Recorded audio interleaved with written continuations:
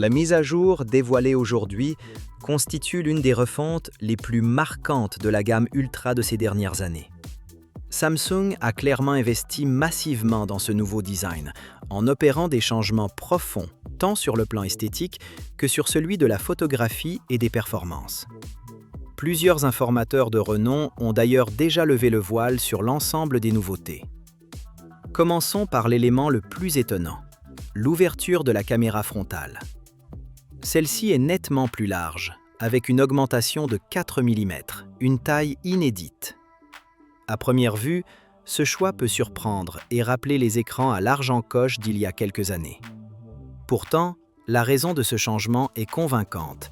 Samsung a élargi le champ de vision de la caméra frontale à 85 degrés, soit un angle presque équivalent à celui de l'appareil photo principal à l'arrière du S25 Ultra. Concrètement, cela permet de capturer des selfies plus larges, des photos de groupe plus immersives et un cadrage bien plus simple, sans avoir à tendre exagérément le bras. Malgré son agrandissement, l'ouverture reste donc parfaitement maîtrisée.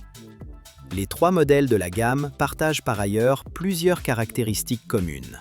Un téléobjectif de 10 mégapixels avec zoom optique 3 fois, un capteur principal de 1 pouce, une ouverture f/2,4 et un champ de vision de 36 degrés. Certaines rumeurs évoquaient un passage à 12 mégapixels, mais celles-ci se sont révélées infondées. Les dimensions des appareils sont désormais connues. Le Galaxy S26 mesure 6,3 pouces, 149,4 x 71,5 x 6,9 mm. Le S26 Plus atteint 6,7 pouces, 158,4 x 75,8 x 7,3 mm, tandis que le S26 Ultra affiche 6,9 pouces, 163,6 x 78,1 x 7,9 mm. Bien que légèrement plus fin, le modèle Ultra conserve une structure solide et haut de gamme. Une avancée majeure concerne la mémoire. Tous les modèles adoptent désormais la LPDDR5X, offrant une bande passante pouvant atteindre 10,7 gigaoctets par seconde, soit le niveau le plus élevé actuellement disponible sur les smartphones grand public. Contrairement à certaines idées reçues, une mémoire plus rapide améliore bel et bien les performances, notamment en photographie.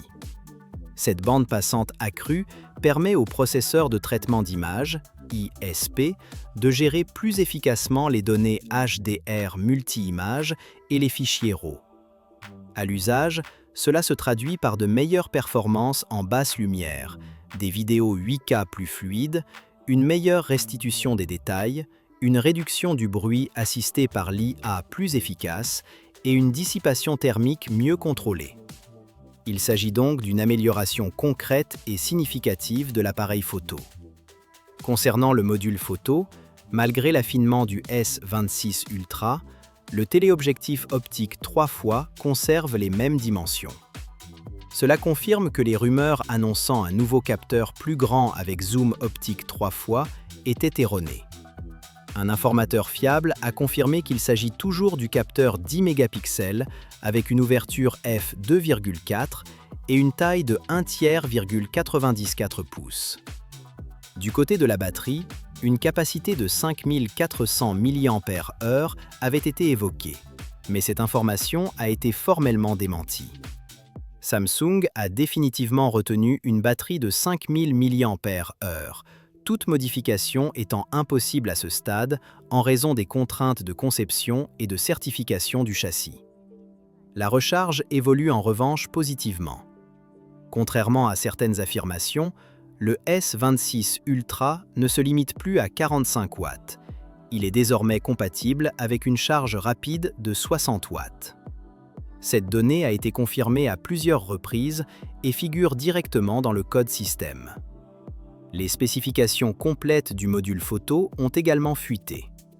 Le S26 Ultra embarque un capteur principal de 200 mégapixels avec des ouvertures variables f1,4, f1,1 et f1,3, un ultra grand angle de 50 mégapixels, f1,9 et f1,52, un téléobjectif de 50 mégapixels avec zoom optique 5 fois, f2,9 et f1,52, ainsi qu'un téléobjectif 3 fois de 10 mégapixels, f/2,4 et f/1,94. L'appareil photo principal conserve ainsi d'excellentes performances, tandis que les objectifs zoom misent sur une configuration éprouvée, offrant stabilité et fiabilité. Une source mentionne également qu'un téléobjectif 3 fois de 12 mégapixels a été testé sur un prototype, mais la version finale devrait rester sur un capteur de 10 mégapixels. Quant à un hypothétique capteur principal de 320 mégapixels, bien que pris en charge par l'Exynos 2600, son intégration dans le S26 Ultra semble peu probable. L'intérêt principal de ce processeur réside surtout dans ses capacités avancées de traitement d'image, améliorant la netteté, la fidélité des couleurs et les performances en basse lumière. Sur le plan du design, le S26 Ultra adopte un écran plus allongé et plus étroit, avec des angles davantage arrondis, offrant une prise en main légèrement améliorée par rapport au S25 Ultra. Les bordures restent extrêmement fines, tout en paraissant plus réalistes que sur certains rendus exagérés. Le cadre central a également été retravaillé. Il abandonne les lignes droites au profit d'une légère courbure, renforçant le confort en main. Des comparaisons visuelles montrent même des coins plus arrondis que ceux de l'iPhone 17 Pro Max. Enfin, des rumeurs de prix évoquent une hausse comprise entre 50 et 100 $, conséquence directe de l'augmentation du coût des composants, des puces et de la mémoire. Samsung, confronté à la flambée générale des prix du marché, n'aurait d'autre choix que d'ajuster sa stratégie tarifaire. Des images de protection d'écran ayant fuité confirment que les trois modèles S26 conservent le design global de la gamme, avec des coins plus arrondis et des bordures toujours plus fines. Il reste toutefois à déterminer si ces dernières sont réellement plus minces que celles du S25.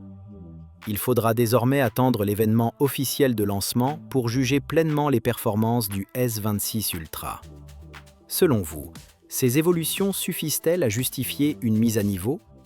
N'hésitez pas à partager votre avis dans les commentaires et à vous abonner à la chaîne Android Plus pour ne rien manquer de l'actualité.